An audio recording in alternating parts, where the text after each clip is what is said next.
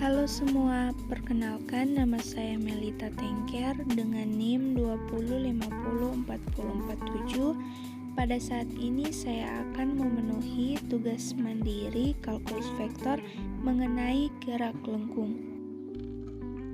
Gerak lengkung atau biasa disebut juga dengan gerak parabola atau peluru merupakan gerakan benda dengan lintasan melengkung menyerupai parabola, bukan bergerak lurus. Contoh bentuk gerak ini dapat kita lihat pada gerakan bola saat dilempar, gerakan pada peluru meriam yang ditembakkan, gerakan pada benda yang dilemparkan dari pesawat, dan gerakan pada seorang yang melompat maju. Sedangkan gerakan melingkar merupakan gerakan benda dengan lintasan melingkar, misalnya komedi putar. Untuk mempermudah, perhatikan gambar lintasan gerak parabola dan komponennya di bawah ini.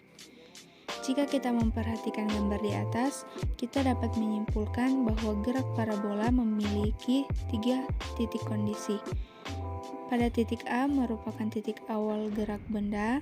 Benda memiliki kecepatan awal atau V0. Pada titik B, benda berada di akhir lintasannya. Pada titik C merupakan titik tertinggi benda. Benda berada pada ketinggian maksimal atau Y-max. Pada titik ini kecepatan vertikal benda besarnya 0 atau Vy di titik C sama dengan 0. Komponen gerak pada gerak parabola.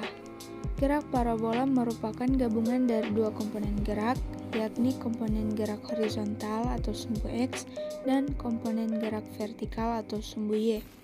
Mari kita bahas kedua komponennya. Yang pertama, komponen gerak parabola sisi horizontal atau pada sumbu X atau Vx.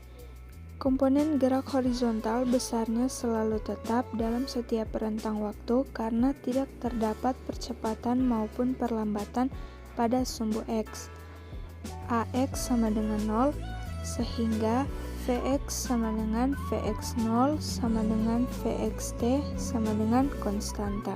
Terdapat sudut theta antara kecepatan benda atau V dengan komponen gerak horizontal atau Vx dalam setiap rentang waktu, sehingga Vx sama dengan Vx0 sama dengan Vxt sama dengan V0 cos theta 0. Karena tidak terdapat percepatan maupun perlambatan pada sumbu X, maka untuk mencari jarak yang ditempuh benda X pada selang waktu T, dapat kita hitung dengan rumus X sama dengan F0 cos theta 0 kali T. Yang kedua, komponen gerak parabola sisi vertikal atau pada sumbu Y atau Vy. Komponen gerak vertikal besarnya selalu berubah dalam setiap rentang waktu karena benda dipengaruhi percepatan gravitasi atau G pada sumbu Y. Jadi harus dipahami bahwa benda mengalami perlambatan akibat gravitasi AY sama dengan min G. Terdapat sudut theta antara kecepatan benda atau V dengan komponen gerak vertikal atau Vy, sehingga Vy sama dengan V0 sin theta 0 kurang Gt. Karena dipengaruhi percepatan gravitasi, maka komponen gerak vertikal atau Vy pada selang waktu T dapat kita cari dengan rumus Vy sama dengan V0 sin theta 0 kurang Gt. Kita dapat mencari ketinggian benda atau Y pada selang waktu T dengan rumus Y sama dengan V0 sin theta 0 kali T kurang 1/2 Gt kuadrat. Terdapat pula persamaan-persamaan untuk menentukan besaran gerak parabola lainnya. Apabila tidak diketahui komponen waktu, kita dapat langsung mencari jarak tempuh benda terjauh atau X-max, yakni dari titik A hingga ke titik B dengan menggabungkan kedua komponen gerak. Komponen gerak horizontal, X-max sama dengan V-max kali T-max. Komponen gerak vertikal, T di titik C sama dengan VY0 per G. Dengan mensubstitusikan kedua persamaan di atas, kita mendapatkan persamaan X max sama dengan V0 kuadrat sin 2 theta 0 per G. Kita dapat pula langsung menghitung ketinggian benda maksimum atau Y max dengan persamaan Y max sama dengan V0 kuadrat sin kuadrat theta 0 per 2G. Selain itu, dengan menggunakan teorema Pythagoras, kita dapat mencari kecepatan benda jika kedua komponen lainnya diketahui. V sama dengan akar Vx kuadrat tambah Vy kuadrat. Jika diketahui kedua komponen kecepatan, kita juga dapat mengetahui besarnya sudut theta yang dibentuk, yaitu tan theta sama dengan Vy per Vx. Kita masuk pada contoh, seorang stuntman melaju mengendarai sepeda motor menuju ujung tebing setinggi 50 meter. Berapa kecepatan yang harus dicapai motor tersebut saat melaju dari ujung tebing menuju landasan di bawahnya sejauh 90 meter dari tebing? Abaikan gesekan udara. Pembahasan. Gambarkan terlebih dahulu lintasan gerak parabola objek tersebut. Perhatikan gambar berikut ini. Kemudian kita identifikasi komponen-komponen yang diketahui.